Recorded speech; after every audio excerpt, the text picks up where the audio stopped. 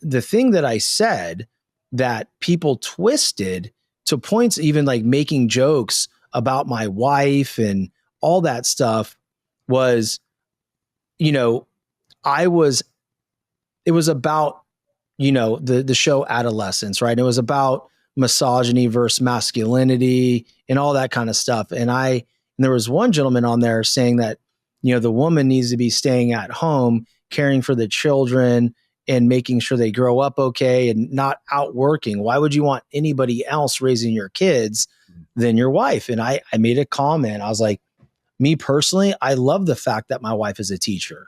I love the fact that she's out there giving back to the kids in the community and teaching them Spanish and seeing her be successful in her own right, right? She's gone from, being one of the top mortgage professionals in the world to one of the best salespeople in the world. And she took this opportunity in order to provide a better education for our children and put them in a school that was top notch in the area. Right. And that, but people take it and they twist it. Oh, they twisted the shit out of it, man. There was one person that says, quote from Shawn French, "I also like my wife getting D'd down by another man." And I was like, holy shit. Like this right here, I've never witnessed it. And for the first 20 minutes, I remember where I was. I was at a lacrosse game with my wife, and she was watching some of her students, and I was mortified. Yeah. Like, Mark, I was literally mortified that people were saying these things about me, about her, and how I was a covert feminist and like all these weird things, which I am not, right? But they perceived me in such a way that I got so much public hate. And I called my publicist. I'm like, what do I do about this? And she goes, nothing. Welcome to fame. Yeah. I'm like, damn. And so that point right there for me, like I can appreciate the risk of going on a reality show or going on to something like that because, I've experienced it, and it took me 4.5 years to experience that type of hate. And to the point where the second time I went on, I was expecting bad shit to come afterwards, and it never did. Right. But dude, like, because you're not a bad guy, because you're a good guy. No. Right. So look, I think the truth never dies, right? Truth never dies. So if you're a bad guy and you say something, you slip, you're trying your best to be on your best behavior.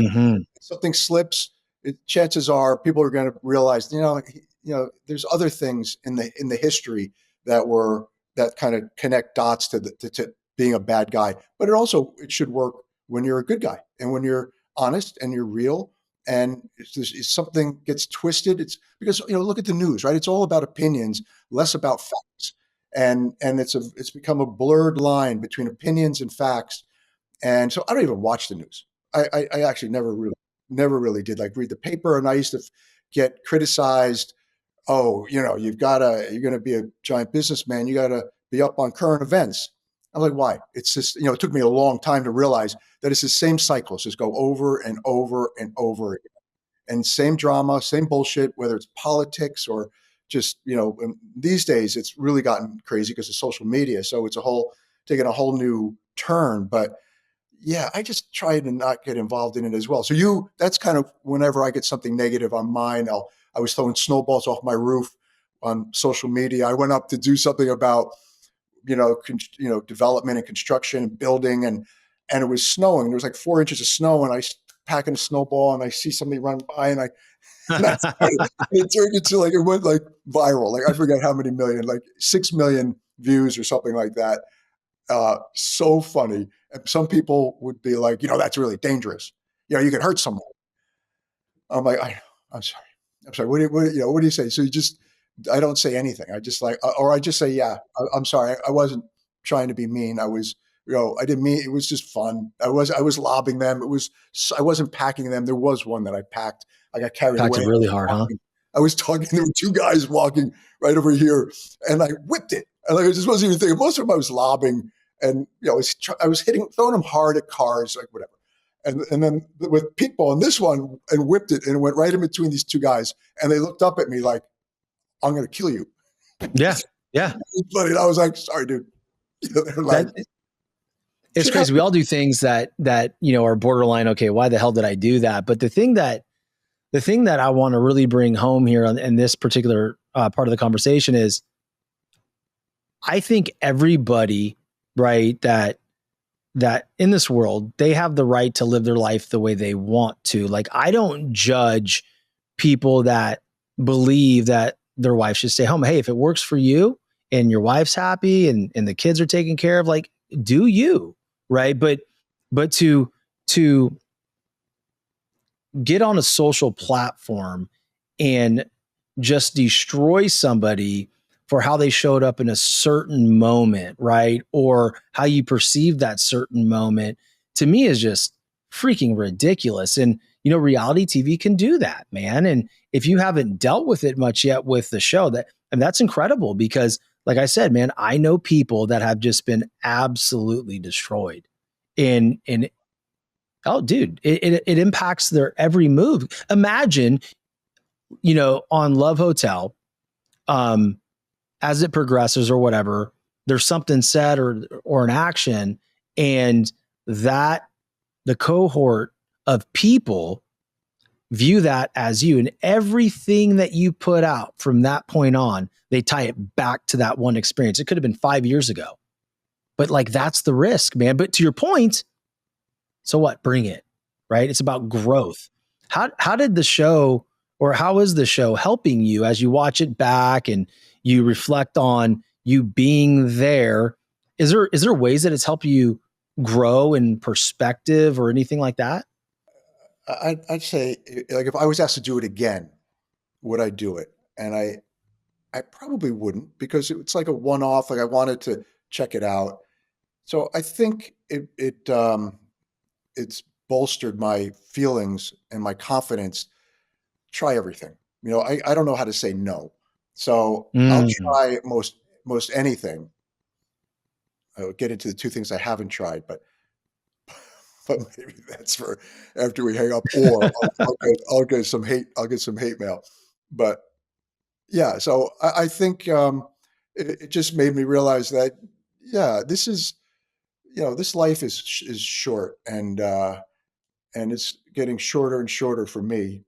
So why not? I'm in my 60s. I've done so many cool things, from having 5 children, to moving to New Zealand, living on the water, sailing to Newport, Rhode Island, to Bermuda, mountaineering. So it's just, and I'm not a bucket list kind of guy at all, at all. It's just like, it came my way, and if I said no, this is how I look at it. If I said no, I don't want to do it. Always asking yourself, what if? Well, what if I did go on that show? Maybe I would have found love. Maybe I would have found which I never really, that was the least of my desires or fears. Maybe it was a fear than anything, that I would find true love. Uh, so I just think I think of what if. I think of going through life asking, oh, really should have pulled the trigger on that. I've got one thing that I did in my life that I should have done when I was in college. And a friend of mine, Mike Switek, had an uncle in Mexico that had a coffee bean farm. And I had my grandfather's old Malibu with like a Grateful Dead sticker on it, and red rail with this bar down the road, and classic 1981. And he's like, let's go to my uncle's farm for the summer and work on the farm. And we'll take your car, we'll drive. And I was like, love that. And I decided against it, because we would get a house at Belmar, New Jersey, right? We get a house every summer. Me and my buddies, we'd have a blast. But we basically get drunk every weekend and run around on the beach and do stupid shit. And I missed out, and it was just another year of doing stupid shit in Belmar or Killington, Vermont. We'd go to Killington to Belmar, Killington to Belmar, Killington, and then bang, hey, why don't we go to Mexico and work on a bean farm? We'll drive. It'll be like on the road. And I said, nah, and I wanted to. And I said no, because my buddies were like, come on, we're going to have a blast, and I did the same old thing. So that's the one thing I regret in my life looking back. There's probably other things, but that stands out. And so if I didn't do this Love Hotel, would I be like really regret it? Probably not that bad, but why not? Why not? Because you're afraid that you're going to get canceled. Cancel me. I don't care. I've been canceled before. Before we knew how to spell cancel, right? I had a kick-ass executive search business that fell off a cliff. But because of that, that catapulted me into building homes. I had kick-ass building business, decided to move to New Zealand with my wife and 5 kids. We got divorced when we were there, so just fell off a cliff. Came back, built something on the water. I put it on the market for 12 million, sold it for 7. So fell off a cliff again. But you never give up and find your next adventure.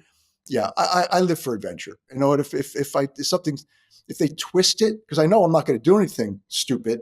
I mean, maybe a little bit relatively, but I'm not going to.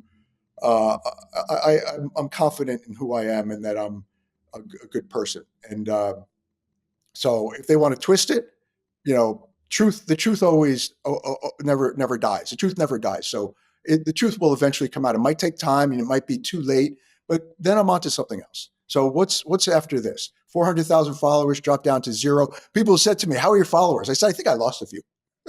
Really, all the guys on the show were not, you know, they weren't doing social media. They didn't know how to spell social media or Instagram. And so they're all about it. And it's kind of cute and funny. They're like, you know, how do I do this? I was like, I don't It's know. new, right? It's new for them. Yes. And You it's, know? so it's kind of fun to watch. And so for me though, like, have your followers really taken off? I was like, no, I really think that I've lost some. And because of that reason, you just told your story. Like, why would this guy go on a dating show? What a loser, or whatever they think, and think what you're going to think. I did it for the adventure, for the fun, for the tacos.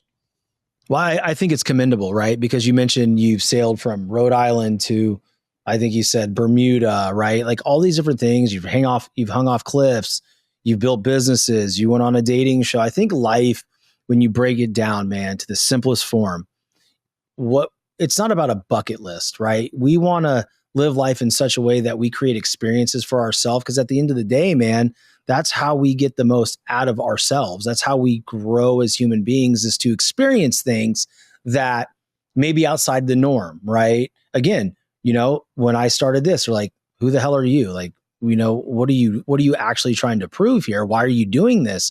And for me, if I look back, and I was telling my friends, and I sent the video to a couple people, I looked at my first YouTube podcast that I published, and it was mortifying. I was god awful. It was terrible. My speech pattern sucked. I couldn't even do an intro. There was too many breaks in my speech. I was stuttering, all that kind of stuff. And I would imagine if I'm those people watching at that time go, I was right, he sucks. But then you just keep going, you keep experiencing more things, you talk to more people, then you refine it.